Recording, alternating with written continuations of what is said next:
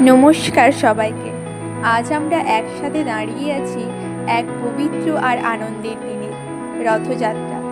এই উৎসব আমাদের অনেকের শৈশব, স্মৃতি, ভক্তি আর সংস্কৃতির সঙ্গে মিশে আছে। আমরা অনেকেই ছোটবেলায় রথমেলায় গিয়েছি, রথের রশি টেনেছি, আর কখনো কখনো সেই আনন্দ আমাদের গল্প, কবিতা, এমনকি নাটকের মধ্যেও ফিরে এসেছে। সাহিত্যেও রথ এসেছে নানা রকমভাবে। রবীন্দ্রনাথ ঠাকুরের নাটক কালের যাত্রাতে একটা জায়গায় দেখা যায় রথ এসে দাঁড়িয়েছে, আর মানুষজন বলছে, আমি আগে টানবো।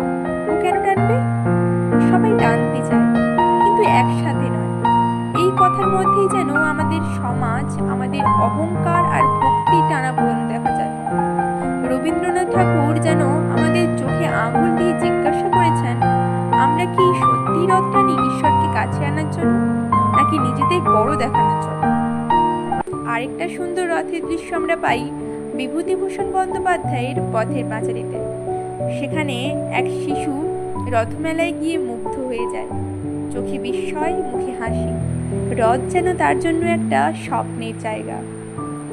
এই অনুভূতিটা আমাদের অনেকের মধ্যেও আছে।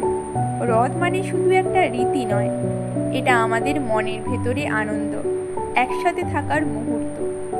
লোকসাহিত্যেও রথ অনেকবার এসেছে। রথ নিয়ে গল্প, গান, ছবি সব কিছু মিলিয়ে রথযাত্রা আমাদের বাংলার এক প্রাণ। এটা একটা উৎসব, কিন্তু তার থেকেও বড়, এটা মিলনের প্রতীক।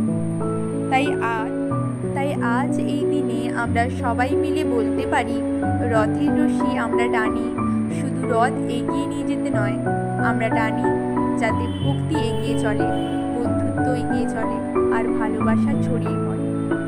আমরা সাহিত্য থেকে শিখি, এই টান যেন হয় একসাথে, ভালোবাসা দিয়ে, অহং ছাড়িয়ে।